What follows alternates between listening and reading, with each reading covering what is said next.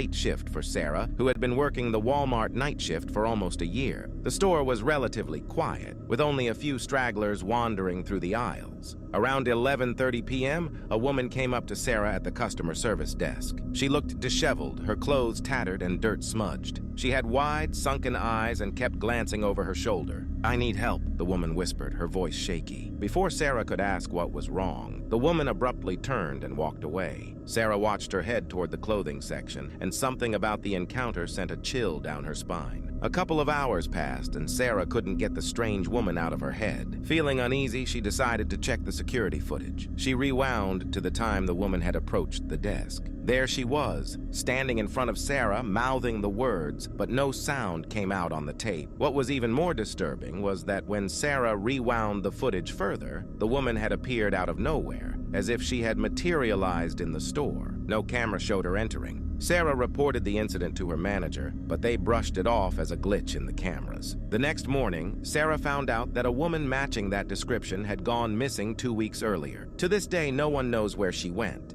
and Sarah is convinced the woman was a ghost, pleading for help from the other side. Carlos was a stalker at a 24-hour Walmart, responsible for replenishing shelves during the late-night hours. One evening, as he was restocking frozen vegetables, he noticed something odd. At the far end of the freezer aisle, a man stood completely still, staring at the glass doors. Carlos thought the man might be looking for something, so he didn't pay much attention. However, after half an hour, the man hadn't moved an inch. His eyes were fixed on a single spot inside one of the freezers, and his hands were pressed against the cold glass. Carlos decided to approach him. "Excuse me, sir, do you need help finding something?" Carlos asked. The man didn't respond. He just kept staring at the freezer. When Carlos moved closer, he noticed that the glass door the man was touching was covered in a thin layer of frost. Slowly, Carlos reached out to tap the man on the shoulder, but as soon as he did, the man vanished. Carlos jumped back, his heart racing. He looked around, but the man was gone. Panicked, Carlos ran to the security office to check the cameras. The footage showed Carlos walking toward the freezer section, but there was no man in sight. It was as if he had imagined the whole thing. A few days later, Carlos learned that several employees had quit after seeing strange things in the freezer aisle. One of them even claimed to have seen the man before, only he was inside the freezer, banging on the door, begging to be let out.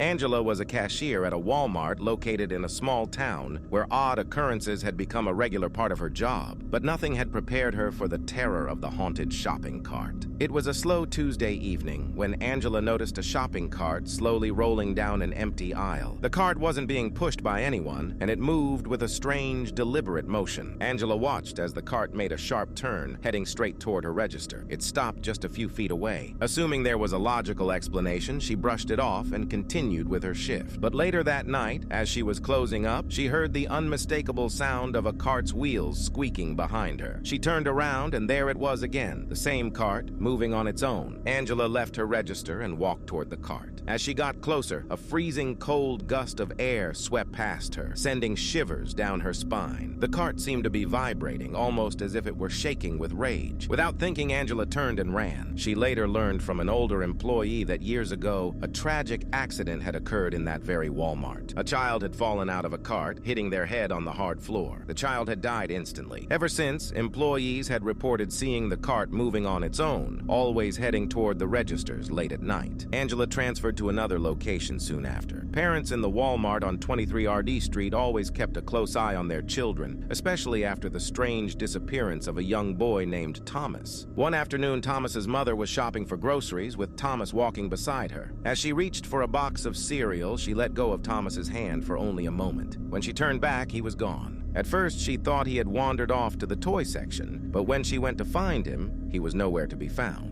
Panic set in, and soon the entire store was searching for the boy. Security footage showed Thomas walking with his mother, but just like that, he vanished. One frame he was there, and the next he was gone. The local police were called, and a search of the store was conducted. They searched the shelves, the back rooms, even the storage areas. Nothing. It was as if Thomas had vanished into thin air. The boy was never found, and rumors spread that the store was built on land with a dark history. Some say they hear a child crying late at night when the store is empty, while others claim to have seen a small shadow darting between the shelves. But one thing is certain, no one has ever figured out what happened to little Thomas. Rick was the night janitor at a rural Walmart, and he liked the quiet. The job was simple: clean the floors, take out the trash, and make sure everything was ready for the morning crew. One night, as Rick was mopping the back aisles, he heard something strange, a low growling sound coming from one of the storage rooms. Thinking it might be an animal that had gotten inside, Rick grabbed his flashlight and headed toward the noise. As he approached, the growling grew louder, more menacing. When he opened the door, his flashlight flickered and went out. In the dim light,